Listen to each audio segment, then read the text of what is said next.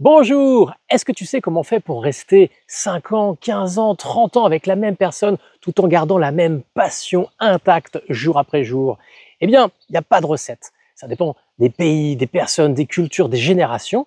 Et moi, j'ai invité Robert, l'un des personnes les plus heureuses que je connais, les plus heureuses en couple. Il va nous livrer son expérience qu'il a mis en place et ce qui marche pour lui. Et en préambule, on va faire un micro-trottoir. On va demander aux gens dans la rue, aux passants, s'ils connaissent parmi leur entourage des gens super heureux en couple et est-ce qu'ils connaissent leurs secrets à eux. Allez, on y va. Bonjour, donc on veut vous poser une question. Oui. Combien de couples vraiment heureux vous connaissez? J'en connais 5, qui donnent l'impression d'être heureux en tout cas. Vraiment heureux. Aïe, aïe, aïe. Ouais, un peu plus de la moitié. Allez, 3. T'as une question piège, ça. Non, c'est pas piège, parce que des fois... Allez, quand on une connaît- dizaine. Aucune idée, de quelques-uns. Oui, Majorité, oui. la majorité. Je crois. 10 qui sont vraiment Ouais, très des heureux. amis qui sont, voilà. C'est beaucoup, hein. Ok. Non, Ah nous, en Alsace, on est très heureux. Leur secret Communiquer. Communiquer. Ouais, communiquer et se surprendre. Tout le temps. Le secret, je crois, de laisser l'autre d'être soi-même. Oui, et ne pas de critiquer. Critiquer? Oui, c'est ça. Des activités ensemble, mais aussi séparées. La discussion, le dialogue. Ah, ils ont du temps pour faire des choses ensemble, départager des choses. Pas forcément faire tout en commun et puis avoir un peu les mêmes délires. Un grand merci à tous les participants qui sont prêtés au jeu. Et là, je vous mets des courts extraits de ce que vous allez entendre dans le podcast. Est-ce que c'est une évidence ou une construction, ce bonheur? Ah, c'est une construction. C'est parce que je pense que je suis pas arrivé à quelque chose, je pense que je suis en chemin de quelque Oui. chose. Et et savoir aimer, ça s'apprend. On se rend compte que beaucoup de choses sont presque des malentendus. Ça ne fait pas de nous une vie parfaite, hein, Non, parce qu'on traverse la vie comme tout le monde. Hein. Ouais, c'est ça. On a ça dedans. Moi, je sais que j'ai bien passé beaucoup de temps avec elle, mais je n'ai pas envie de passer du temps qu'avec elle. Je dis, on n'est pas une paire de cerises. Hein. Une paire de cerises. Une paire de cerises. Attachée par la queue, c'est ça. Ça, c'était dans la lune de miel. Allez, on est parti avec 1 heure d'interview avec Robert. Vous allez voir, c'est un type extraordinaire. Et puis, n'hésitez pas à mettre des commentaires. Qu'est-ce que vous en avez pensé, etc. à la fin de la vidéo. Et un petit pouce, c'est toujours cool.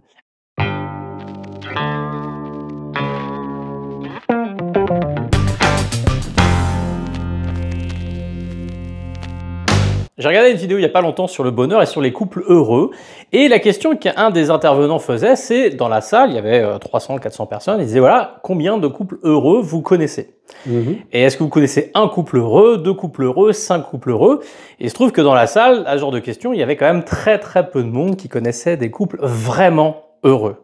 Donc du coup, je me suis dit tiens, je vais inviter l'une des seules personnes que je connaisse qui est vraiment heureux dans son couple, et c'est Robert. Donc je te remercie Robert d'avoir accepté cette invitation. Et c'est moi, lui, je suis flatté de pouvoir venir donner un coup de main à ce que tu fais. Est-ce que tu as toujours été heureux en couple? Certes, non. J'ai pas toujours été heureux.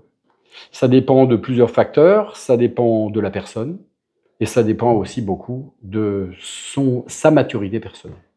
Sa maturité personnelle. Oh oui, je pense que c'est quelque chose qui se fait petit à petit. C'est pas quelque chose qui est inné ou bien il faut pas forcément avoir des capacités particulières. Il faut surtout être sensible et il y a un mot qui est prépondérant, je trouve, c'est le mot sincérité. Est-ce que Non. c'est plus facile d'être heureux en couple à partir du moment où justement on a déjà vécu une vie et on n'a pas cette difficulté d'élever des enfants? Ou qu'est-ce que tu en penses?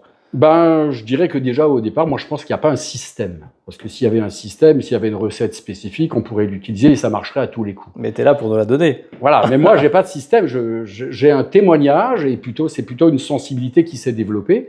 Mais pour en revenir à ce que tu dis, je crois que certaines personnes peuvent justement s'enrichir de leurs expériences d'avant. Je sais pas si les enfants ou pas les enfants, ça vient jouer là-dedans. C'est une question de personnalité Ça aussi, met une des question de tensions dans le partage. couple Oui, aussi. oui. Ça dépend quel âge ils ont aussi et ça peut engendrer certains problèmes. Mais je pense plutôt que selon la manière dont les personnes vont s'aborder et non pas s'aborder leur relation, c'est comme ça que ça peut démarrer. Parce que finalement, les expériences d'avant peuvent être très utiles, mais les expériences d'avant peuvent être aussi, et c'est assez significatif, une manière de les reproduire indéfiniment. Oui. Et dans ce cas-là, les gens n'évoluent pas. C'est pour ça que je parlais plutôt de maturité au niveau de ces expériences passées. Je pense qu'il faut avoir un certain vécu, mais je ne crois pas forcément que, comme le dit Corneille, la valeur attend le nombre des années. Ouais. Ouais, moi je pense que ça peut démarrer à tout âge. Ça dépend de la manière dont on aborde. Moi, alors, sur mon témoignage personnel, ce qui s'est passé avec Katzin, puisqu'on m'a parlé de Katzin, hein, Katzin. c'est que quand on s'est rencontrés, j'ai jamais pensé qu'on allait former un couple. Ouais. Et C'est bon, ce qui est déjà étonnant dans une rencontre, quelque part.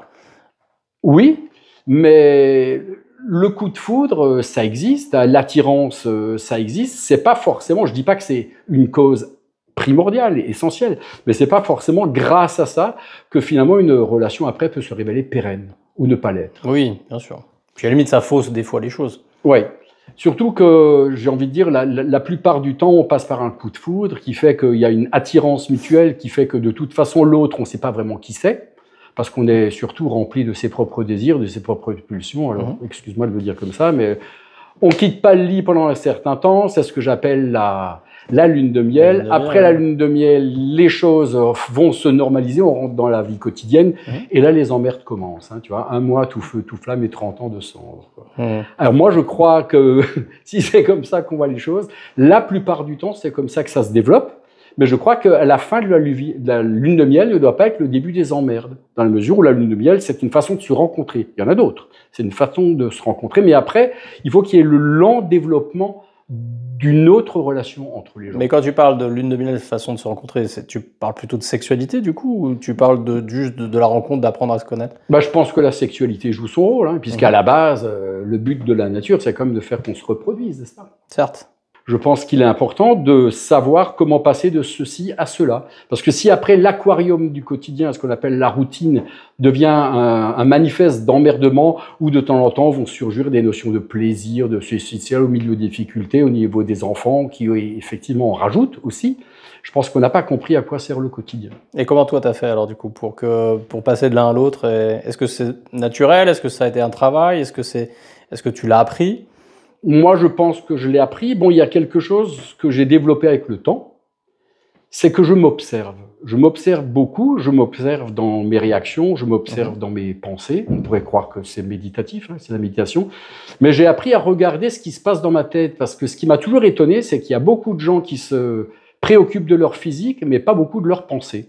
Et je pense que si les critères de beauté étaient reliés à la pensée des gens, ils seraient bien différents de ce qu'on peut croire. Alors, c'est vrai aussi que l'attrait physique passe par la volonté de s'intéresser justement à cet aspect physique, et je pense que la nature dit les choses, parce que la volonté, quoi qu'on en dise, c'est de reproduire l'espèce. Maintenant, on peut faire quelque chose d'autre avec ce lien, et ce lien, c'est, je dirais, la manière de préférer l'autre à soi-même.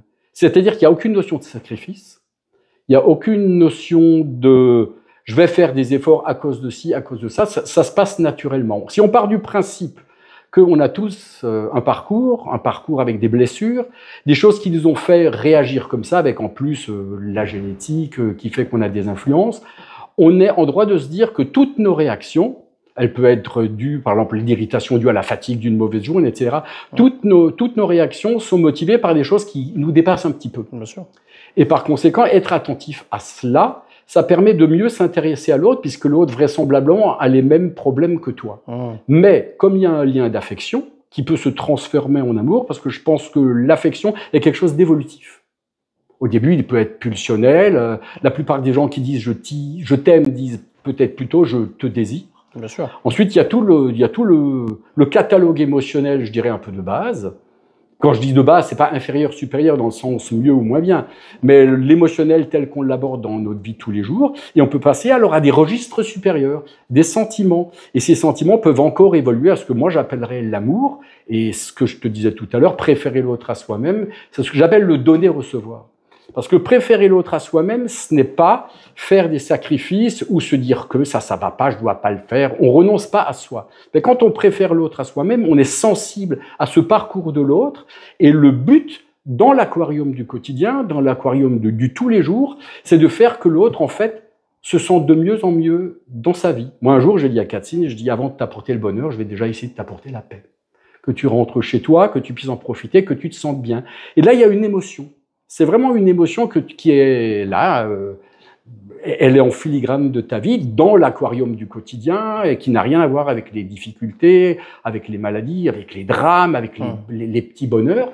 C'est cette façon de me dire, je peux faire en sorte que tu te sentes mieux. Je peux faire en sorte, grâce à mon regard sur toi, que tu t'épanouisses. Et le fait de faire ça, ça me renvoie à moi le fait d'être heureux. C'est pour ça que je dis préférer l'autre à soi-même, non pas dans le sens du sacrifice, mais dans ce que j'appelle le donner-recevoir. Mais pour ça, le mot sincère est prépondérant, parce qu'il y a vraiment un regard sur l'autre qui peut même être cuculapraline. Hein. Moi, Katsinette, quand elle évolue dans la maison, quand elle passe d'une pièce à l'autre, qu'elle prend un objet, c'est omniprésent, mais ce n'est pas tout le temps comme ça. Je peux ressentir des émotions d'affection, des choses comme ça. Puis brusquement, j'ai envie de la prendre dans mes bras, tu vois. Mais ça, ce sont des choses qui se développent petit à petit. Alors peut-être que quand je l'explique un peu en sténo, tu vois, je vais trop vite, quoi. Mais ça se développe avec les années, et cette acuité, ce regard affectueux sur l'autre, et à la manière dont on se dit, est-ce que l'autre va mieux? Est-ce que l'autre va mieux dans ses blessures? Est-ce que l'autre va mieux dans cette manière d'appréhender le quotidien avec toi? Du coup, ce n'est plus routinier de vivre le quotidien, ce n'est plus un problème d'avoir des enfants, parce que tout est fait pour que justement, on arrive à adapter le mieux possible l'ensemble de ces éléments. D'ailleurs, sans dévoiler quelque chose de particulier entre nous, les problèmes sont d'une certaine manière un problème non résolu entre nous les enfants. Je ne sais pas comment j'ai dit. Les enfants sont un problème non résolu entre nous, puisque avec certains des enfants que nous avons faits chacun de notre côté, il y a des problèmes. Pourtant, ça n'empêche absolument pas le fait d'être merveilleusement bien ensemble. Oui, bien sûr, parce que vous faites la part des choses entre l'enfant, la relation de l'enfant avec le parent, et puis entre vous deux, quoi. Ça rentre pas en ligne de compte. Même si, quelque part, comme je connais ton histoire, il y a aussi des enjeux par rapport à ça. Je ne veux pas trop dévoiler de la vie de Katsinette, mais ce qui est important, et d'ailleurs ça joue même ce rôle, c'est que quand il y a des difficultés avec les enfants, Dieu sait que les blessures peuvent être sévères, mais ça développe encore plus chez moi la volonté d'être à ce niveau-là, parce qu'une personne a des aspects différents, donc d'être à l'écoute, attentif, de faire en sorte d'être toujours prêt à aller vers le plus, vers le positif. Moi, je suis sensible aux notions de famille, donc j'essaye d'être aux aguets pour apporter le mieux dès que c'est possible. Et quand c'est possible, ça m'apporte du bonheur, ça me rend heureux. Quand tu parles de ça, forcément, il faut que les deux fassent exactement la même chose. Il faut qu'ils soient exactement sur la même longueur d'onde. Si toi, tu considères que tu dois être un peu en retrait quasiment de toi-même, de ton égocentrisme au final, hein, c'est ça l'idée. Hein, c'est aimer, c'est aussi aimer l'autre presque plus que soi-même. C'est ce que je dis, préférer l'autre à soi-même. Ça suppose que les deux ont fait ce cheminement. Voilà, et ça je pense que c'est important. C'est important, sinon ça marche pas. Mais ce qui est important, pardon, excuse-moi de te couper, c'est que ça ne s'est pas fait comme une discussion déterministe qui a dit on va faire comme ça. Oui. On l'a découvert au fur et à mesure. Et ce regard que j'ai sur elle, il se trouve qu'elle l'a sur moi. Oui, c'est ça. Mais on ne savait pas au début qu'on allait l'avoir. Et quand on s'est rencontrés, puisque à la genèse de cette rencontre, il n'y avait pas cette passion, c'est pas qui nous a emmenés à folâtrer dans les draps de chacun, eh ben, il se trouve qu'on s'est découvert, mais sans d'ailleurs penser qu'on allait se découvrir. On s'est même perdu de vue, revu, etc. Ensuite, on avait chacun une vie. Cette vie a périclité, ça n'allait pas, ça nous a fait nous revoir et tout. Et là il y a un équilibre que je ne peux pas préciser entre le faire et le laisser faire, qui fait que ça nous a amené à ça petit à petit. Mais cette émotion, chez moi, en tout cas, cette émotion, elle a été très très vite présente, puisque elle est inaltérable. Là, je peux en parler. Hein. Depuis le temps, le quotidien apporte une forme de routine, parce que c'est vrai qu'à bosser, ça, machin. Mais ça n'altère pas cette émotion que j'ai pour Katsine. Elle est un petit peu atemporelle. C'est comme ça. Parce que tu sépares tout, en fait. T'essayes en tout cas de ne pas amener tes problèmes ou tes soucis ou ton stress dans le couple, ce qui n'est pas facile en soi. Et tu arrives à séparer ça et de gérer en fait ta forme d'émotion pour ne pas la transmettre à l'autre. C'est un peu ça. Je le sépare sans l'annuler, puisqu'on en parle. On sait en parler. Oui. Et quand il y a, parce qu'il ne faut pas s'imaginer que pour autant il n'y a pas de discussion ou des tensions qui peuvent se créer, mais les tensions sont plutôt une manière d'attirer notre attention Et quand il y a eu quelques disputes, on va dire, hein, évidemment, hein, mais ces disputes, c'est plutôt un mauvais mariage entre des plaques tectoniques qui seraient un peu trop rigides. Et donc, c'est très intéressant quand on s'observe. Et Katzinette, elle a appris à s'observer parce que je lui dis, tu sais, moi, je fais comme ça. Et quand elle a appris, on se rend compte que beaucoup de choses sont presque des malentendus ou des choses reliées à des pulsions qui viennent justement de blessures, de choses comme ça. Alors, je ne sais pas si c'est psy, mais si on va psychanalyser tout ça, mais notre relation sert en tout cas à polir tout ça, à faire que ça va de mieux en mieux, parce que pour certaines choses, on sait d'où ça vient. Et par conséquent, je connais ses faiblesses et je fais en sorte que, non pas qu'elle les évite, mais qu'elle les aborde plus en conscience. Oui, bien sûr. Et ça c'est quelque chose, quand on y arrive, ça va mieux, quoi. Et forcément, moi, ça me fout la pêche, quoi. Et donc la routine, je suis bien content qu'on l'ait, cette routine du quotidien, parce que c'est l'aquarium dans lequel on baigne, mais moi je veux pas changer l'aquarium. Hein.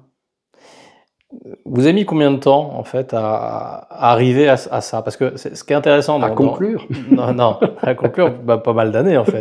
Hein, c'est quoi, 10 ans, tu la connaissais depuis plus. Oui, une quinzaine d'années. Une quinzaine d'années. C'est ça qui est intéressant. 15 d'années hors taxe, hein, je pense que c'était plus. Ouais. Il y a deux choses intéressantes dans ton histoire, c'est que d'abord, c'est très rare des gens qui sont à ce point, où on sent à ce point cet amour, ce qui est pas évident. Elle dure dans le temps, ça fait quand même combien, 10 ans, 15 ans que vous êtes ensemble? Mais c'est pas qu'elle dure, elle grandit. Elle grandit. Elle grandit, ça évolue, ça, malgré le quotidien, ça évolue. Ouais. Et ce qui est intéressant, c'est que ça part pas d'une évidence. Non. C'est ça qui est. Mais on n'a rien maîtrisé, hein, ça. Oui, d'accord. Hein. Mais ça part pas d'une évidence, parce que quand tu as une fascination sur quelqu'un, que ce soit émotionnel, mental, physique, peu importe, forcément, ça cimente tout de suite quelque chose, et tu te dis que tu vas construire plus facilement. Et vous, c'était pas ça, c'était une amitié qui s'est transformée effectivement en autre chose. Oui, c'était une amitié, mais même une amitié doit se développer. Or là, maintenant que je regarde en arrière, puisque tu me le demandes, ce qui était particulier, c'est qu'il y avait cette confiance entre nous. Il y avait une confiance. Mais ça, c'est la base de toute amitié. Voilà, c'est la base de toute amitié. Ouais. Et à un moment donné, je me suis dit, mais pourquoi est-ce qu'elle m'émeut comme ça, cette nana? Oh, qu'est-ce qui se passe là? Je comprenais pas très bien. Et je constatais qu'on était bien ensemble et tout, mais j'avais la vie que j'avais mes enfants, j'avais la maman de mes enfants et tout. Et je pensais pas que ça allait un jour donner ça. C'est-à-dire que tu pensais à elle alors que tu étais avec la maman de tes enfants? Oui, je pensais à elle, mais pas d'une manière... Oui, t'envisageais pas autre chose. Pas illégitime. Hein. Okay. Encore que j'ai horreur de la culpabilité. De toute façon, je suis un mec immoral. Hein. Autant que ce soit clair. Non, c'est vrai. J'ai essayé de développer une éthique personnelle. Mais j'ai pas besoin de la moralité pour me dire ça c'est bien, ça c'est mal. C'est quoi une éthique personnelle? Une éthique personnelle, c'est que je pense que... En tout cas, si on veut aller sur ce registre-là, je dirais que la meilleure religion, c'est la vie quotidienne. Hein. Et ça te permet d'avoir des expériences, de vivre tes expériences. Là aussi, le mot sincère est important. Tout est permis, tout n'est pas forcément agréable et il ne faut pas forcément tout vivre. Tu fais tes choix. Et à travers tes choix, à travers tes expériences, dans le domaine de l'amour, dans le domaine de l'amitié, qui pour moi se jouxte, hein, dans le domaine professionnel, mais même quand tu vas chercher ton pain à la boulangerie, c'est une manière d'en retirer une quintessence, parce qu'il y a toujours cette observation de comment je réagis, qu'est-ce que je fais avec cette personne et tout. Il n'y a pas de personne importante ou pas importante quelque part. Tout le monde a droit à la même approche. Ensuite, évidemment, avec ta sensibilité, avec tes sentiments, tu vois les choses différemment. Hein. Katzinette n'est pas tout le monde, hein. Ça c'est sûr. Hein. Mais je pense que avec cette expérience, on peut faire des choix qu'on peut croire intelligents, après jusqu'au moment où on se rend compte qu'on a commis une erreur. Il faut peut-être renoncer à la vie qu'on avait prévue pour aller à la vie qui nous attend. C'est beau. Quand je t'entends, je me dis que faut déjà avoir une sacrée maturité pour dire ce que tu dis. Ouais. Donc, est-ce que être heureux en couple à 20 ans, ça te paraît possible? Est-ce que tu l'as vécu? À partir du moment où tout ce que tu me racontes, c'est en dessous de 40 ans, tu n'as pas ce genre de cheminement intellectuel? Non, à 20 ans, je ne l'avais pas, évidemment. Ben, personne là. Par contre, peut-être que justement, les expériences que j'ai faites m'ont permis de me préparer à autre chose. Parce que je pense que je ne suis pas arrivé à quelque chose, je pense que je suis en chemin de quelque chose. Oui, c'est ça. C'est ça. Et toi, comme elle, vous avez eu vos expériences passées qui vous amènent à avoir une maturité sur le regard de vous-même et le regard du couple. Ouais. Bah, tu vois, par exemple, et c'est pour ça que dans l'affection, il peut il peut y avoir des choses qui paraissent un peu cucul-à-praline, hein, comme ce fait de toujours d'être ému quand je la vois passer d'une pièce à l'autre, avec son fer à repasser à la main. Tu vois. Ouais.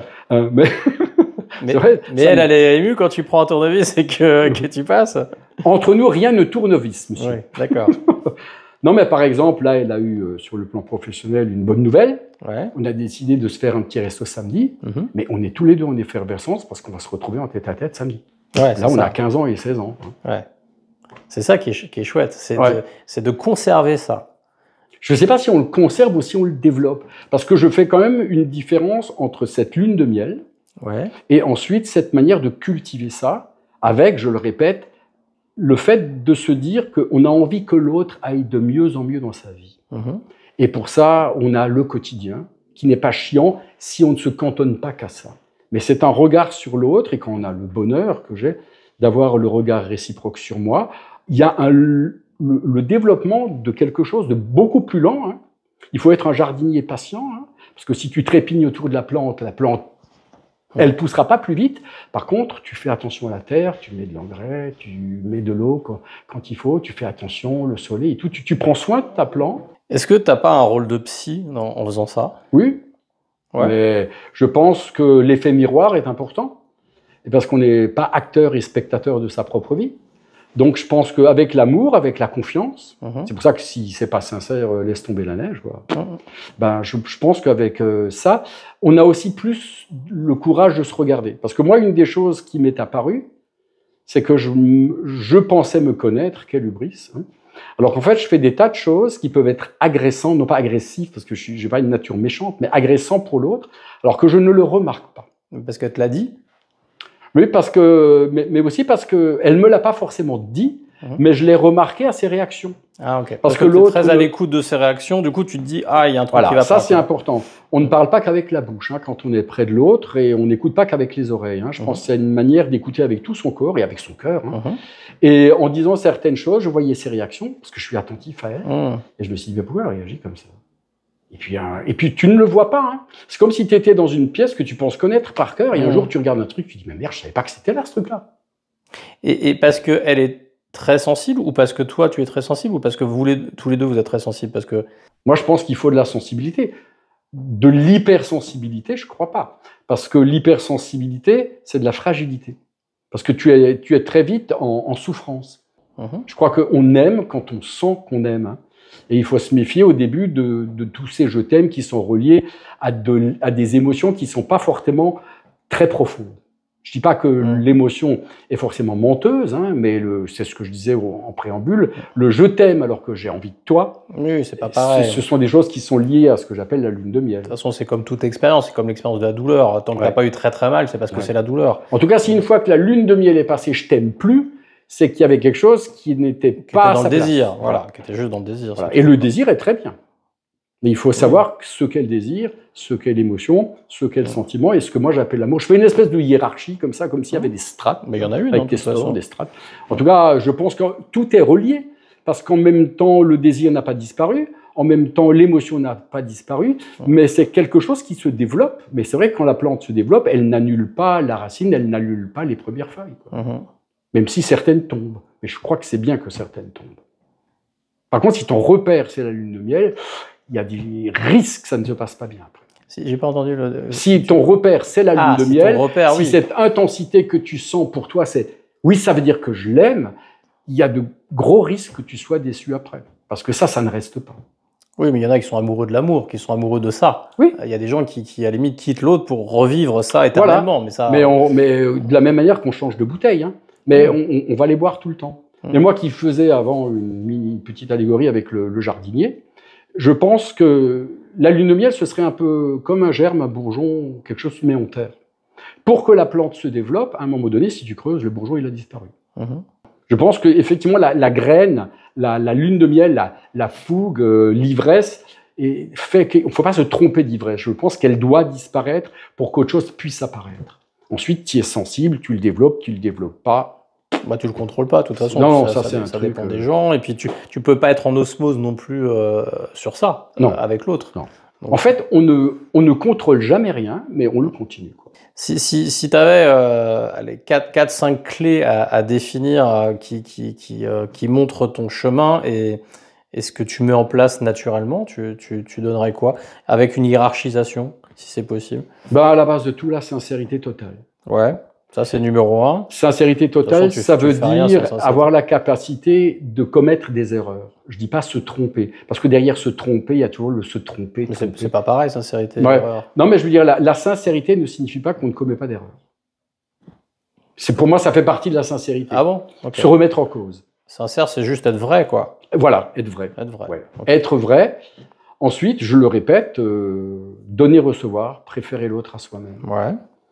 Être attentif à l'autre, principalement, profiter au maximum de tout ce qui est agréable à vivre et trouver un jeu subtil de développer une intimité quand la vie se fait un petit peu plus restrictive, difficile. C'est le moment de se rapprocher de l'autre. Encore plus, d'une manière différente. Ouais. Comment on se réinvente en fait? Est-ce qu'on garde un peu ce cheminement comme un bateau qui est sur la mer et puis tu modifies un peu le cap de temps en temps? Ou est-ce que tu penses que, parce qu'il y a plein de gens quand ils vivent 20 ans, 30 ans ensemble, 40 ans ensemble, au bout d'un moment il se passe quand même une usure un peu du couple ou une habitude? Là c'est pas ce que j'entends quand tu le dis, mais est-ce que toi ça t'est déjà arrivé de sentir cette chose-là, ou tu penses que ça fait peut-être pas assez de dizaines d'années que vous êtes ensemble? Comment tu vois ça? Non mais c'est rigolo comme pas question. pareil. Ouais. Pour prendre ton image de traverser la mer, je pense que quand tu traverses la mer, tu n'es jamais à l'abri, d'ailleurs c'est pas possible, de toutes les météos qu'elle puisse te proposer. Tu sais que donc les tempêtes arrivent, un deuil ça peut être une tempête, un profond doute ça peut être une tempête, mais ça fait rien. Pour moi, ça fait partie de l'aquarium. C'est quelque chose que, évidemment, je ne sais pas, peut-être que demain, il y aura quelque chose où je te dirai, Lulu, merde, ça ne fonctionne plus. Mais pour l'instant, que ce soit des tempêtes, on sait qu'elles existent, que ce soit n'importe quoi de ce que tu pourrais me dire, c'est la manière dont on le traverse ensemble. Oui. Mais j'ai lu un truc qui disait que le bonheur était au sommet de la montagne, mais que en fait, c'était pas le sommet de la montagne qui était important, c'était la manière de la gravir. Et donc, par conséquent, c'est le chemin. C'est le chemin et c'est la manière dont on traverse la mer. Et moi, je sais que si je suis à la barre et qu'elle est dans le gréement, ou si après elle va là et que moi je vais sur le pont pour faire ci, pour faire ça, on fonctionne ensemble. Et ça, c'est une espèce de foi, peut-être, puisqu'il y a une énorme confiance entre nous et il y a cet amour qui est fait aussi de petites loupiottes. C'est pas des grandes choses et des petites choses, c'est tout ensemble. C'est tout ensemble. Moi, par exemple, elle me dit, tiens, je vais au supermarché. Alors je dis, tiens, si je rentre plus tôt, je te rejoins pour t'aider à porter. Quand j'arrive dans les rayons, au moment où elle me voit, elle s'éclaire comme... Voilà. Moi, le fait de le voir s'éclairer comme ça, c'est toi, je ping, tu vois. Moi, je mets quelques secondes à m'en remettre.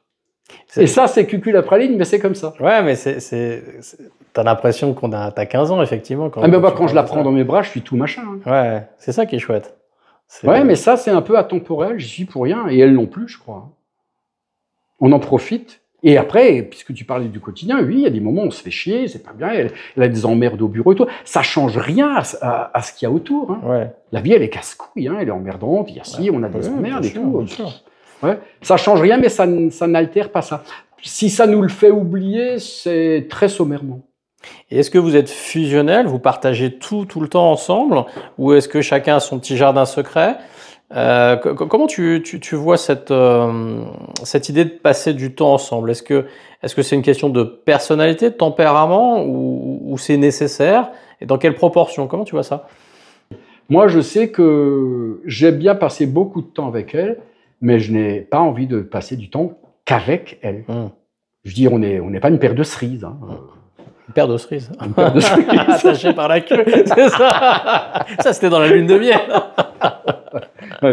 Gare au pépin. Ouais. Non, mais non, on a son jardin secret, et d'ailleurs, je pense, pour nous, je pense que c'est important. C'est nécessaire, oui, bien sûr. Mais moi, j'aime bien être seul. Oui, c'est ça. La question, elle est là, on a besoin d'être ensemble de toute façon, quand on s'aime, etc. On a besoin de ce temps-là. Est-ce que tu sens le moment où tu te dis non, je sature, il faut que j'aille dans mon truc, ou c'est pas par rapport à ça. Ouais. C'est jamais quelque chose par rapport à... Je satire pas de Katsinette. Ouais. Mais j'ai besoin d'être seul. Et il se trouve que, bon, bah, la vie fait bien les choses. Hein. Moi, je suis un lève très tôt, hein, 5h, 5h30. Elle est un peu en mode marmotte. Et, pardon, Katsinette, hein. Ouais. Elle est un peu en mode marmotte. Mais elle, quand elle va bosser, c'est lever 7h. Moi, de 5h30 à 7h, je suis pour moi. Oui, tu profites de 7h30 pour passer du temps J'aime avec bien toi, être quoi. avec moi. J'aime bien être avec moi. J'aime bien... pas forcément parce que je vais réfléchir ou faire ci ou ça. J'aime juste être avec moi.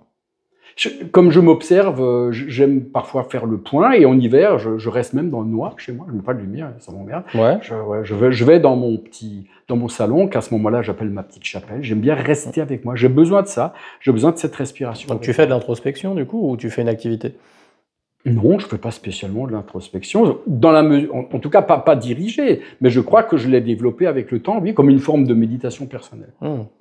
Et c'est vrai que en m'observant, en voyant qu'il y a des pensées, il y a des désirs, il y a des images, il y a des voix à l'intérieur, il y a des souvenirs qui agissent, je pense qu'on peut mieux comprendre certaines choses dans son fonctionnement. Et on est moins surpris par la manière dont il fonctionne. Oui. Et il y a un seuil de tolérance, il y a un seuil émotionnel, où il y a des choses où je ne m'observe plus, où je plonge. Ça aussi, c'était intéressant de le remarquer, c'est-à-dire que j'ai la capacité de m'observer jusqu'à une certaine intensité, surtout dans les choses difficiles. Mais c'est aussi important de le remarquer dans les choses qui sont, on va dire, joyeuses, dans les choses qui sont trop intenses, trop enthousiasmantes.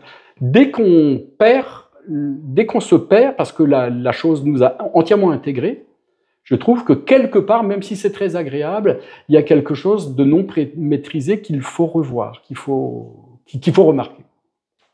Puisque je crois que comme le couple, comme la musique, comme tout, cette manière de s'observer, c'est quelque chose qui se développe, et qui se développe petit à petit, lentement.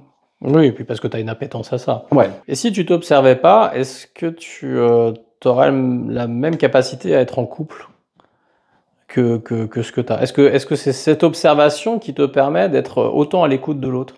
Dans mon expérience personnelle, je dirais absolument certaine. J'ai demandé aux gens de poser des questions parce que je recevais un couple heureux et Mais je voudrais quand même rajouter que je suis un peu, pas déstabilisé, mais ému de venir te parler comme ça parce que je ne me sens pas forcément légitime pour parler de moi comme ça. Hein. Et pourquoi tu ne serais pas légitime? Mais parce que c'est mon expérience et je pense que c'est pas ma méthode. Mais je pense que, mais comme tu me l'as demandé et puis que tu es un mec qui est là, alors j'ai dit oui, quoi. Hein. Mais je suis un peu ému de le faire comme ça parce que je me dis, mais mon Dieu, je parle comme ça. Ok, ça me fait plaisir, quoi. Et ça peut aider quelqu'un. Moi, ça me fait plaisir parce que bon, on se connaît depuis un petit moment. Tu me racontes déjà ta vie depuis un petit moment et moi la mienne. Tu as une sensibilité et une envie, une joie de vivre qui est importante que tout le monde n'a pas. Ce qui améliore largement ta capacité à être en amour pour les autres aussi, hein, ça c'est important. Hein. Quand tu as une sensibilité, quand tu as une empathie, quand tu es tourné vers l'autre, hein, c'est forcément quelque chose qui n'est pas si fréquent que ça, malheureusement. Et comme tu me dis que tu es ému par rapport à ça parce que tu ne te sens pas légitime, je vais te poser la question à toi, combien de couples heureux tu connais? Après, il faut bien connaître les gens, bien sûr, hein, parce qu'il y a plein de gens qui semblent être heureux comme ça, et puis après, quand tu creuses un peu, quand tu les connais, c'est pas la même histoire.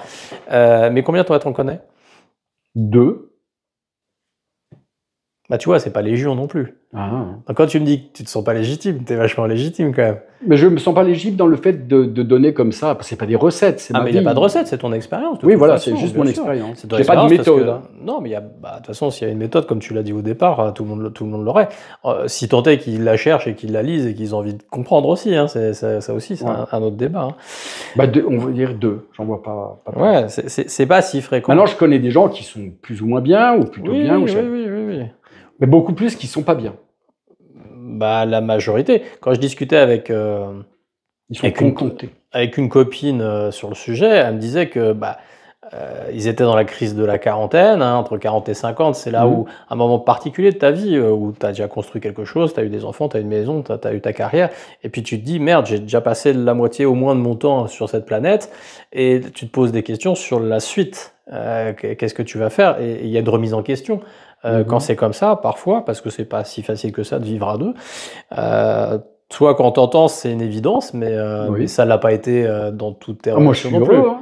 Non, mais d'accord. Bah, quand je rentre du boulot, hein, j'accélère. Hein. Oui, non, mais c'est vrai. Hein. Parce que toi, tu es déjà heureux avec toi-même, à la base. Non? Si je suis heureux avec moi-même, j'ai de la joie de vivre, oui, mais... Pour être heureux avec l'autre, faut quand même être oui, heureux je avec pense qu'il faut soi-même. être heureux avec soi-même. Si t'es pas heureux, bah, je veux dire, moi je connais plein qui sont pas heureux oui, du tout. je vois ce que tu veux dire. Voilà. Je vois ce que tu veux dire. Tu peux pas, à un moment donné, si t'es pas un peu gai, si t'es pas un peu... En tout cas, j'adore la vie, hein, j'aime la vie. Voilà, c'est ça, c'est un préambule. On sait que 30% des gens, scientifiquement, sont pas faits pour être heureux. Enfin, Ah ouais, sont moi, pas quand je câblés sors pour le ça. matin, je me dis, putain, j'ai un corps, c'est carrément super. Voilà, mais oui, mais c'est ça. Ça, c'est une base aussi, ça se travaille pas. Ah bah On oui. l'est ou on l'est pas. Ouais, mais par contre, ça, je l'ai découvert aussi. Je l'ai développé. Tu as découvert une forme de joie de vivre Ouais. plus tard, quoi. Ouais, mais assez tôt, mais pas tout de suite, hein, parce que je me suis rendu compte que le corps était un instrument de liberté merveilleux. Mhm. Et comme j'ai eu des pépins physiques, je me suis rendu compte, quand on n'a plus son bonheur, de ce qu'on a perdu. Et je me suis dit, mais mon Dieu, est-ce que le bonheur serait le silence du corps? Bah on l'apprécie plus, en tout cas. Oui. Et en même temps, je me suis rendu compte que passer par ces périodes de remise en question, selon la manière dont tu l'as traversé, si tu n'es pas juste coincé comme je l'ai été, et tu le sais puisque tu m'as aidé, dans le besoin urgentissime de me débarrasser de ce qui me cadenassait, je crois qu'à un moment donné, quand tu regardes ça différent, tu te rends aussi compte que c'est une manière d'appréhender mieux certaines choses. Mhm. Il y a un côté évolutif Mhm. dans la maladie ou dans le problème. D'ailleurs, je connaissais un toubib qui n'est plus de ce monde, que j'aimais beaucoup, qui me disait toujours, mais Robert, qu'est-ce que le maladie? Et alors qu'au début, quand j'avais un problème, j'étais hagard, perdu, et d'ailleurs tu m'as sauvé, hein, j'ai le droit de dire, ce monsieur m'a sauvé. Et j'étais dans une attitude de perte totale de tous mes repères. Et en sortant de ce problème, grâce à tes mains, non mais je tiens à le dire parce que tu es quelqu'un d'important pour moi, parce que tu es arrivé à un moment donné clé où j'ai pu me rendre compte qu'à travers cet épouvantable problème qui m'arrivait, et que moi je trouvais plus épouvantable qu'il ne l'est peut-être aux yeux d'autres, il y avait une capacité à évoluer soi-même, à remettre en question certaines choses que je n'aurais pas été capable de faire en dehors de cette épreuve. Bien sûr. Voilà. Et ça, j'en ai pris conscience aussi, à travers les difficultés. Pour moi, les difficultés, ce ne sont pas des choses... Déjà, on ne peut pas les éviter, mais elles paraissent souvent injustes, et on a le droit d'ailleurs de les trouver injustes, mais je pense qu'elles sont importantes, parce qu'à la façon dont on les aborde, on peut s'enrichir également. Est-ce que pour être bien, il y a des choses il y a une des phrases célèbres qui dit qu'un bon mariage, c'est savoir fermer sa gueule. Qu'est-ce que tu penses de ce genre de choses? Est-ce qu'il faut cacher des choses pour pas blesser l'autre? Est-ce que dans la sincérité qu'on a, c'est des vraies questions en fait? En fait, c'est comme dire un bon ministre, ça ferme sa gueule ou ça démissionne, quoi. Moi, je pense pas. Moi, je crois que tout est une question de moment. Il ne s'agit pas de se cacher les choses. Et d'ailleurs, par contre, il s'agit de savoir taire certaines choses jusqu'à un certain point. Mais c'est pas cacher les choses, c'est plutôt dans l'intérêt de l'autre et les amener d'une manière différente. Moi, j'ai pas un besoin de dire absolument tout parce que sinon c'est du mensonge. C'est pas ça. Mais je pense que à partir du moment où on a besoin de cacher quelque chose, il faut se poser des questions. Ouais, mais moi, alors, des fois, tu peux cacher des choses parce que tu sais que l'autre va souffrir. Et c'est pas forcément parce que tu l'as trompé ou des choses comme ça. Oui. Y a des gens hypersensibles où c'est pas facile de vivre. Oui, mais dans les choses, c'est arrivé, mais dans les choses que je n'ai pas dit tout de suite, parce qu'à un moment donné, je l'ai dit, c'est plutôt pour protéger l'autre de quelque chose qui ne nous concernait pas. C'est quoi la part d'activité que vous faites ensemble en pourcentage? Est-ce que tu aurais une notion par rapport à ça? Je me suis jamais préoccupé de ça. Alors, il se trouve qu'on aime courir ensemble, puisqu'on fait pas mal de runs. Il se trouve que je fais de la musique, elle en fait pas. Maintenant, elle, ce qui la passionne, c'est la chorale. À une époque, elle était dans sa chorale. Mais bien que ce soit pas ma musique, j'allais l'écouter, j'allais écouter la chorale. Bon, ça reste de la musique, tu me diras, mais ça m'intéressait pas forcément la chorale. Moi, je suis un jazzeux, mais j'allais écouter, je prenais de l'intérêt, je l'aidais dans ce qu'elle faisait. Est-ce que tu penses qu'il faut avoir beaucoup de passions communes pour faire ça? Non. Je pense qu'on s'entend en dehors des passions. Ça aide. Ça aide, mais je pense qu'on s'entend en dehors de ça. Bon, il se trouve qu'on a aussi les mêmes goûts en matière de cuisine. Oui, d'accord, mais c'est pas non plus des Pour univers le quotidien, partagés. Ouais, c'est pas des univers partagés importants. Enfin, dans le on aime sens la où, nature, on aime se promener. Ouais. On Il aime y a la beaucoup famille. de points communs. Il y a des points communs, Voilà. mais je ne crois pas que ce soit indispensable pour qu'on s'entende bien. Ouais. C'est plutôt une question de mise en place au niveau de chacun dans sa vie. On n'a pas besoin de partager des passions pour... C'est plus une question de personnalité, de toute façon. Ça Oui. s'accorde, ça s'accorde pas, et, Oui, oui. et voilà. Mais si ce sont les passions qui nous accordent, je dirais même que ça me paraît moins intéressant. D'être ensemble à cause des passions, ou grâce aux passions. Je préfère être ensemble, et quand il y a des passions, bah, ça améliore encore les choses. Oui, bien sûr. Je comprends très bien ce que tu veux dire. Il y a des choses... Mais ceci dit, je suis un passionné. Oui, mais est-ce qu'elle est passionnée? Non. Non. Elle l'est devenue. Elle l'est devenue. Mais je pense qu'à mon contact, elle est devenue plus curieuse, plus gourmande de différentes choses. Alors elle expérimente, et elle garde ou elle garde pas. Je l'ai rendue curieuse. Elle était curieuse parce que je ne crois pas qu'on change quelqu'un.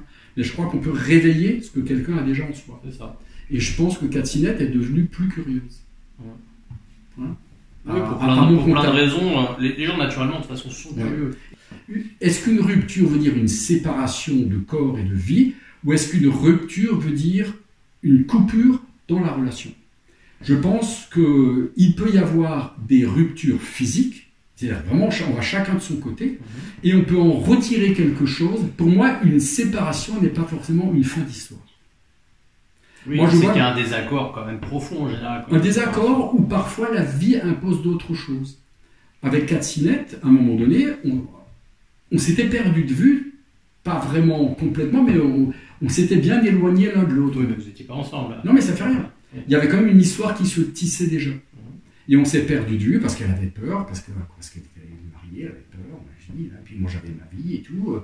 D'accepter de comprendre toutes les ruptures.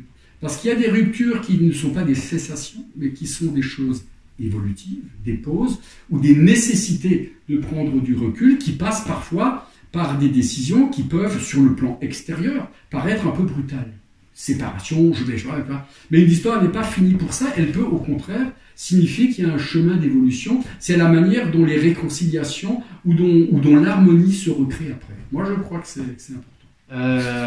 Est-ce que la jalousie fait partie du couple? Elle existe. Ouais. Elle existe comme un picotement intérieur qui permet de se regarder. Ouais. Moi, j'ai connu ça avec Katsinette. Ouais, je crois qu'elle l'a connu aussi. Ouais. Ouais, elle m'a dit ça picote. Mais je veux dire. Du coup, vous en parlez. Oui, et puis de toute façon, c'est quelque chose qui n'est pas important. Mais ça existe, oui. Moi, je suis content de voir des choses comme ça. Moi. Ouais. En toi? Oui. Ou en l'autre? Ça te rassure? Ni l'un ni l'autre, ça me permet d'être déjà de l'observer. Et ensuite de comprendre, parce que j'ai une telle confiance en Katsinette, de comprendre de quoi ça vient. Et puis je trouve que ça rend vivant de se dire, ben non, ça... Puis c'est toujours la notion de perte de l'autre qui fait mal, peut-être. Oui, mais ça fait partie des... Inconsciemment, peut-être. Ouais, puis la nuit, on sait bien, on était piqué par des moustiques. Hein. Ah, tiens, la question que je t'avais déjà posée, finalement, sont-elles des personnes heureuses par nature? Alors, toi, je pense que oui, effectivement. Est-ce que Katsinette... Oh non. Est-ce qu'elle était heureuse par nature? Pas fondamentalement, oui. Ah, voilà. Et fondamentalement, moi aussi, oui. Mais j'ai pas forcément une vie fondamentalement heureuse. Oui, bien sûr. Il y a un passé qui est voilà. ce qu'il est, quoi. Je pense qu'on a peut-être des aptitudes à aimer la vie. C'est ça. Voilà. C'est ça. Mais elles peuvent être complètement étouffées. Elle pensait que la vie était une succession d'événements extrêmement emmerdants, des tâches, des corvées, de l'obéissance, etc. Ont-ils des casseroles? Moi je dirais oui, hein, mon enfance, mon caractère, les conséquences de certaines de mes décisions. Maintenant je peux le dire, oui, j'ai des heures de vol et des obus dans la carlingue. Hein. Et c'est ça qui est intéressant, c'est que c'est pas en soi des obstacles à réussir une vie épanouie en couple et individuellement. C'est pas un frein à ça. Et je pense qu'il est inévitable, celui qui dit qu'il n'a pas de casserole, il est béni Dieu. Hein. Et puis où il n'a rien vécu, où il est dans une errance intellectuelle. Non, j'ai des casseroles, bien sûr. Et des douloureuses. Hein. Même mon mousin qui vole encore. Ouais. T'as pas canardé assez. Faut que t'en reprennes. Ont-ils une grosse vie sociale? Est-ce que c'est important ça d'avoir beaucoup d'amis, d'être très entouré, d'avoir une grosse vie sociale ou pas forcément? Si les amis, à vous-même. Si les amis ne servent pas à diluer l'ennui qu'on pourrait être ensemble, c'est très bien. Moi j'ai des amis, j'en ai pas trop, mais j'ai des amis, et j'aime bien découvrir ce que j'appelle des réalités. Voir des gens, comment ils sont, toujours, parce que on observe l'autre, mais pas par amitié, hein, et on apprend beaucoup sur soi-même aussi en observant les autres. Mais il y a des gens, par contre, qui sont ensemble avec une vie sociale particulièrement dense, et c'est ce qui leur permet justement d'éviter de se regarder eux-mêmes. Là, je pense qu'il faut faire attention. Parfois, la vie sociale permet de mieux continuer ensemble. Parce que, moi, je connais des gens qui sont jamais seuls. Oui, jamais. Oui, mais ça c'est un problème, ça, quelque part. C'est que si t'es pas capable de vivre un peu seul, et c'est qu'il faut peut-être consulter, quoi. Voilà. C'est dans ce sens-là que je dis ça. Oui. Ça, c'est un manque de quelque chose, quoi. Tu as besoin de combler ta vie par quelque chose, et les autres sont pas des bouchons pour ça. Non. C'est à toi, déjà, d'être en paix avec toi-même, d'être bien avec toi, quoi. Est-ce qu'il correspondait à ce qu'il recherchait? Est-ce qu'il y avait des critères de recherche par rapport à une personne? Ouais, par rapport à une personne. Aucun. Ouais. Pas de critères, rien. Il y a eu la rencontre et cette rencontre te plaît. Les critères étaient plus déterminants quand j'étais plus jeune. Oui. Mais de toute façon, il y a une évolution dans l'âge par rapport à ça. Ouais, puis là, je m'en foutais complètement. Oui, c'est ça. De toute façon, je pensais même pas qu'un jour on serait ensemble. Mais moi, j'ai pris conscience que j'avais une émotion en moi qui était différente la première fois qu'elle m'a écrit. Encore un truc cuculapraline, hein, puisque cette émotion-là, elle est cuculapraline si on en parle. Hein. C'est comme les petits mots qu'on se dit quand on s'aime, les autres trouvent ça crétin, quoi. Mais elle m'avait écrit, et là je vais trahir un secret de Katsinette, c'est qu'elle m'a écrit, et en bas, elle avait marqué avec tout mon A. Parce qu'elle n'osait pas dire mon amour.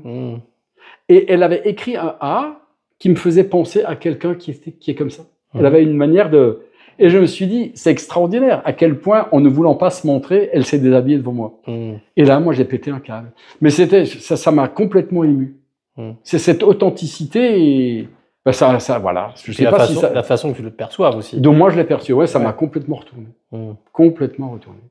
Oui, c'est ça. C'est qu'il faut déjà être ouvert à la perception. Ouais, mais ça, c'est ma sensibilité. Où elle est capable de dire comme ça, mais toujours encore des phrases ou des choses, ou d'avoir des choses qui m'interpellent. Et je reconnais cette émotion dans des tas de petites choses, quoi. C'est ça. T'es attentif aussi aux détails. Ouais. Et aussi pour savoir comment elle vit ma manière d'être. Parce que j'ai pas envie de m'imposer comme ça. Je rentre chez moi, j'ouvre la porte. De toute façon, t'es dans un souci d'amélioration permanente. Ouais. C'est important aussi pour réussir à faire ça. Oui, on dit court, c'est son bonheur qui fait le mien. Est-ce que c'est une évidence ou une construction, ce bonheur? Ah, c'est une construction. C'est une construction. C'est une construction. C'est pas si évident que ça, en fait. Et dans les autres... Mais en fait, on ne sait pas si c'est évident ou pas. En tout cas, c'est subtil, on va dire. C'est subtil. Mais c'est important. Ça s'est construit. C'est pas comme ça. On a fait en sorte. Il n'y a rien qui se fait comme ça. Non. Parce que ça, quand tout le monde dit oui, tout doit être naturel, la rencontre doit être naturelle, le sexe doit être naturel, au début, l'entente avec les enfants, il n'y a rien qui est naturel. Autant c'est une illusion, je trouve. Je ne sais pas ce que tu en penses, mais je pense qu'il y a des illusions sur des schémas comme ça de pensée en disant que tout doit être fluide. Bah non, parce que c'est pas tout le monde a ses casseroles ou tout le monde a autre chose. Bah oui, et j'en veux pour preuve que du côté de Katsinette, c'est moins évident avec les enfants. Et dans les autres relations que tu as pu avoir, c'était une évidence ou c'était une construction? Bah, c'était pas du tout ça. Ah, d'accord. Déjà, c'était pas du tout ça. T'as pas eu ça avant? Ah non, je veux pas dire que tout était raté, mais ça, ce dont je parle aujourd'hui, c'était pas. Ok. Ça n'existait pas. Donc tu l'as connu qu'une fois dans ta vie? Oui, ça, je l'ai connu qu'une fois. Peut-être que j'en aurais été capable, mais les personnes avec qui j'étais, puisque j'ai connu d'autres personnes, hein, les personnes avec qui j'étais n'étaient pas en phase avec ça. On avait une vie plus, pardon de le dire comme ça, plus conventionnelle. Hein. On s'est connus, c'était merveilleux, on a vécu notre lune de miel, on s'est mis ensemble, les caractères se sont affirmés, les plaques tectoniques se sont heurtées, il y a eu des désaccords sur la vie qu'on voulait, que Shabadi, que Shabada, voilà, et puis à un moment donné, c'était plus possible. Même si je pense que plusieurs fois, j'ai cru qu'on allait passer à autre chose. Ah, d'accord. Mais ça, c'est pas fait. Non, ça, c'est pas fait. Ça ne fait pas de nous une vie parfaite. Hein. Non, Parce qu'on traverse la vie comme tout le monde. Hein. Ouais, c'est ça. On a ça dedans. Comment est-ce que vous gérez les crises? Mais les crises, le mot est trop fort. Ce sont des désaccords qui, généralement, font basculer dans ce que j'appelle moi des malentendus. Alors certains que je vois, je le dis tout de suite, et parfois on arrive à faire un pied de nez au guet-apens, et parfois au contraire on n'y arrive pas, alors on s'embourbe un peu, et on est triste. On est triste parce que moi je ressens l'harmonie comme quelque chose de vivant justement, et il faut du temps pour que ça se remette en place. C'est non pas la réconciliation c'est un mot, mais pour que tous les petits filaments invisibles se mettent de nouveau à vibrer, il faut du temps. Et alors après, on en discute, on regarde ce qui s'est passé et on essaie de trouver une explication pour que, non pas pour que ça n'arrive plus, mais pour comprendre ce qui s'est passé. Parce que le but, c'est pas que ça n'arrive plus. Bien sûr. On a complètement intégré que ça existe. Oui, bah, vous avez perdu votre naïveté, quoi. Ouais, et en même temps, on la garde. Ah ouais, c'est vrai. La place du sexe dans le couple. Alors, la place du sexe dans le couple, c'est quelque chose qui est, on va dire... je vais quand même parler d'évolutif, parce qu'au début, je pense que pendant la lune de miel, c'est quelque chose qui occupe à peu près tout l'espace. Ensuite, il ne faut pas mal comprendre ce que je dis. Ensuite, j'ai envie de dire, c'est pas important. C'est pas important dans la mesure où c'est pas un problème. C'est quelque chose que l'on vit avec beaucoup de spontanéité, avec beaucoup d'intimité aussi, parce que quand l'amour se met dans les caresses, quand l'amour se met dans la sensualité, c'est sûr qu'une vie de couple, elle est complètement différente. Mais on peut aussi très bien, après, ne plus s'en préoccuper. C'est pas quelque chose où on se dit, mais merde, qu'est-ce qui se passe là? Je veux dire, c'est quelque chose qui s'harmonise avec le tout. Et qui est là, ça en fait partie. Ça en fait partie, mais quand ça n'en fait plus partie, c'est pas un problème. Non, c'est pas un problème. Et c'est pas parce que, compte tenu d'un certain âge, tout ça, ça baisse, on n'a plus envie. Ce qui est vrai quand même. Oui, ce qui peut être vrai quand même. Mais moi, je connais des très jeunes couples qui sont tellement dégoûtés l'un de l'autre que ça fait longtemps qu'ils se touchent plus, quoi. Oui, mais ça, c'est parce que l'entente n'existe pas. Voilà. Donc, je pense que, en tout cas, ce qui est sûr, c'est que c'est une place qui existe. Moi, je pense qu'il n'y a pas forcément de la sexualité dans l'amour, hein, mais il peut y avoir de l'amour sans sexualité. Je pense qu'il peut y avoir du sexe sans amour. Et je pense qu'à un moment donné, ce qui est important, c'est de l'intégrer. C'est dedans. Mais on n'en parle pas, c'est pas un problème. Oui, vous en parlez pas. C'est pas un sujet non plus, quoi. Ah non, c'est pas du tout un sujet. Okay. Ça existe entre nous, hein. Comme on discute pas non plus pour savoir quand ceci nous fait du bien ou non, ça fait partie de notre vie ou pas, comme d'autres choses. Est-ce qu'il y a eu des évolutions ou c'est vraiment c'est des dents de scie, c'est comment? Je m'en occupe pas du tout. Ouais, d'accord. Tu comptes pas, c'est comme ça. Mais... c'est un non-sujet en fait. Pour moi, oui, c'est un non-sujet. Ouais. Parce qu'il y a des couples où apparemment c'est important. Oui, c'est une plaque tournante. Il y a des besoins chez l'homme d'ailleurs, plus que chez la femme la plupart du temps. Oui, la testostérone, c'est pas forcément un cadeau. Ouais. Mais moi, je suis un mec un vrai. Hein. C'est-à-dire que quand je me balade dans la rue et puis que je regarde, ma foi, un galbe ou une cambrure évocatrice, n'est-ce pas? Je suis pas du tout indifférent. Ça m'amuse d'ailleurs de le remarquer. Mais évidemment, pour rien au monde. Et quand je dis pour rien au monde, c'est pas non, tu vas commettre un adultère. C'est que moi, j'ai envie de toucher le corps de Katsine. Oui. J'ai pas envie d'autre chose. Mais l'œil se plaît à musarder. Oui, bien sûr. Et puis j'aime bien, c'est comme la piqûre de moustique, j'aime bien voir que je suis un être vivant. Ça me plaît. Hein. Et si tu n'avais pas eu les vies que tu avais eues avant, avec les expériences passées, parce qu'un homme, faut pas se mentir, il a besoin de papillonner un petit peu quand même avant de se poser. Est-ce que tu penses que tu aurais pu avoir ce genre de relation avec elle, ou ça t'aurait posé problème, ou comment tu vois ça? J'ai pas d'avis là-dessus. Ouais. Je pense que c'est mieux d'avoir vécu, mais pour une fille aussi. Ouais. Et j'ai pas d'avis là-dessus. Je crois que la quantité, c'est pas la qualité. Mais par contre, dans mon parcours, comme je suis musicien, j'ai pas forcément eu une vie de patachon, hein, mais j'ai eu une vie plus libertine. Et très curieusement, alors que les copains, ça les lassait pas du tout, au contraire, hein, moi j'en ai eu très vite marre. Quoi. Parce que Parce que tu fais une relation émotionnelle plus importante que eux. Oui, puis à un moment donné, une fois que l'ivresse des corps a montré ce qu'il peut donner, parfois on retrouve à peu près la même chose. Oui. De toute façon, c'est dans le cœur que ça se passe.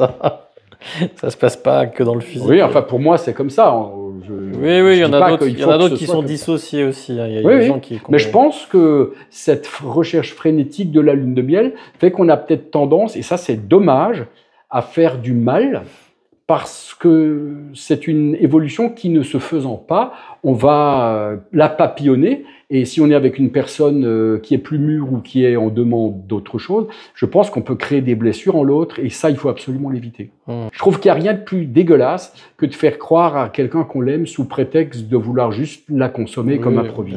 Donc, par conséquent, je pense que de nos jours, on peut avoir une vie de chasseur invétéré. Il y a des gens qui sont là pour ça, il y a un public pour ça, il y a des gens qui se satisfont comme ça, et ben ça les regarde entre adultes consentants, on dit, et je pense que personne n'a à juger quoi que ce soit. On n'est pas mieux parce qu'on le fait ou moins bien parce qu'on le fait pas, ou je ne sais pas, je ne m'intéresse pas du tout à ces questions-là, mais il faut toujours préserver l'autre de la souffrance qu'on peut lui infliger. Avait-il les mêmes valeurs au départ? Oui, mais on l'a découvert au fur et à mesure. Ouais. La sincérité, la volonté de rendre l'autre heureux, le fait que rendre l'autre heureux te rende heureux toi, la famille. Ça, c'est savoir aimer. Ouais. Et et savoir aimer, ça s'apprend. Oui, ça, on l'avait à la base. Oui, ça, on l'avait à la base. Bah, tu vois, c'est pour ça, quand je pense à ça, ça me fait penser à ce qu'on disait avant à propos des ruptures. C'est une forme de rupture.